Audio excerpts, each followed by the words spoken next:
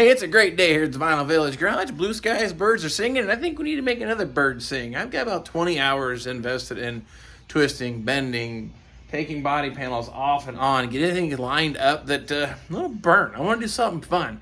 I want to go for a drive just around the block, and I'll feel a whole lot more gooder about that transmission and everything, and just, I guess you'd say, a bit of reward for all the hard work up to this point. So I'm going to drag you along. I'm making this thing go, and we're going to go for a drive. So here's what I've been up to. Lining body panels. I've had the hood off probably 3 or 4 times, the fenders off a couple times, getting them all massaged back into location.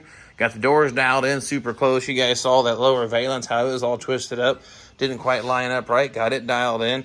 Went ahead and installed the hood latch, and I have spent, a long time. I'll have to thank God for this one. I about lost all my sanity trying to get when you shut the hood, this actually shut. And I will tell you my secret, and I even told you in the video, step 1, lubricate the hinges first. This thing would not sit down in this back corner, and I was smacking my head against the wall, and I was like, hey, dummy, your step 1 is lubricate the hinges. All of a sudden, boop, pulled right down. So I'm going to stress that again, save you some headaches.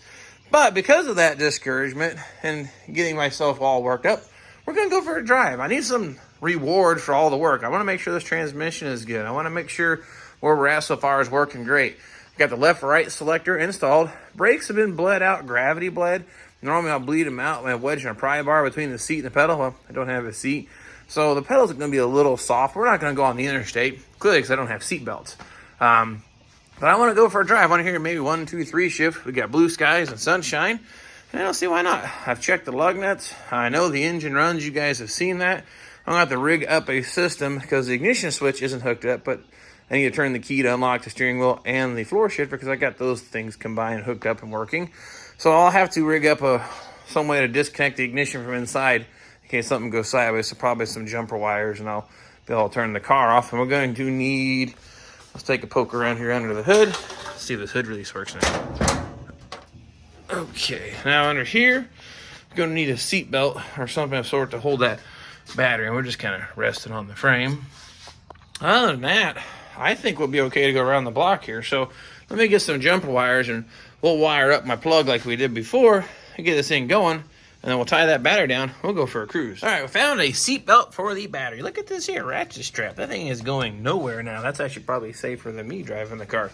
What we're going to do now for the ignition system is this key Maddox. We're going to run these wires through that hole where the bulkhead plug would go, so I have some way to disconnect the ignition when we're going.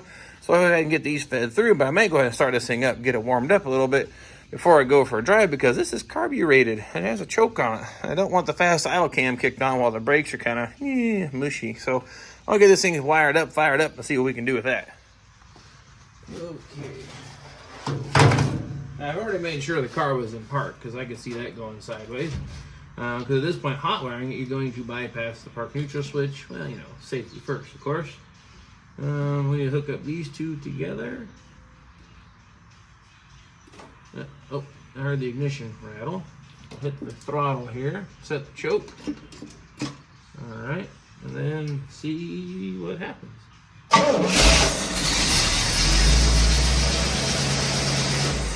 Okay, that was easy enough. Let that run a little longer.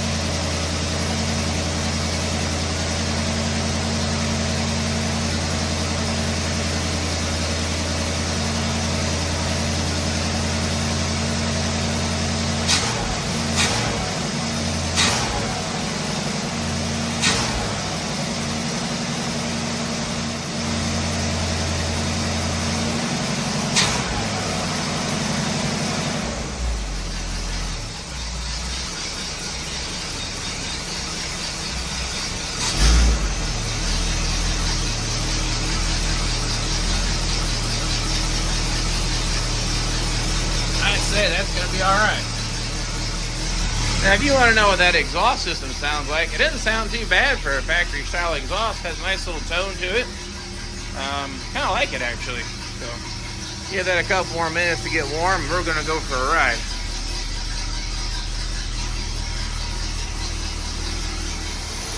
shut that off. I'm gonna now run the wires through the firewall, so notice I want them laying over the hood here in case they short out or sever. So I think it'd be a good place to tuck them through.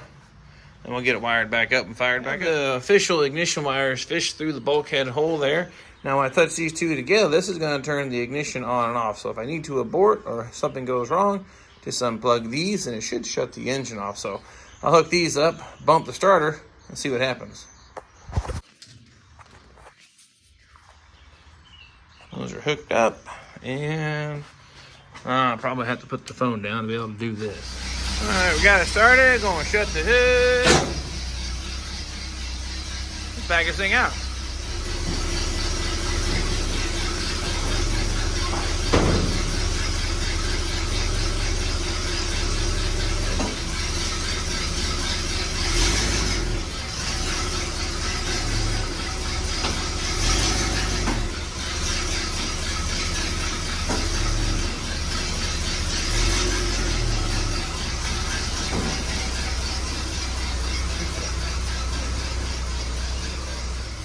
Well, the bird has officially flown the coop. It moved.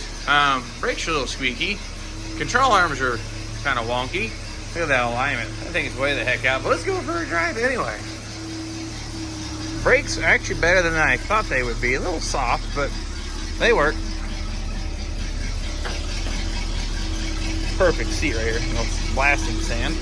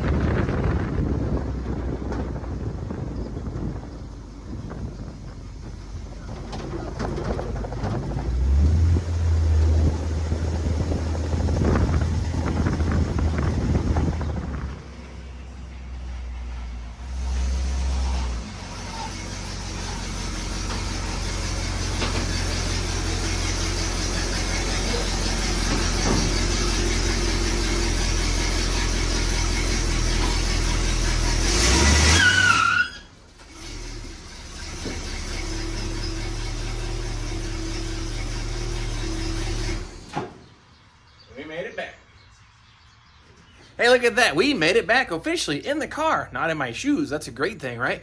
Did put some tape on the door to help keep that thing shut. There's no latches. Did pop the ram air scoops out of the hood because last thing I do is one, whoo, fly out and ruin or lose one of those. But it worked. It moved. Transmission did shift a 1-2 shift. It's a little soft. I never got to go in the drive-thru in the neighborhood. Small neighborhood, 20-mile-an-hour speed limit. There's kids, and the brakes aren't 100%. So I'm not 100% sold on the transmission, but I do feel good because it did go forward, backwards, and a burnout. You guys saw that. That was kind of fun. It's just a little weak and a little late, but I haven't tweaked on the vacuum modulator, or it could be still epic fail in the transmission.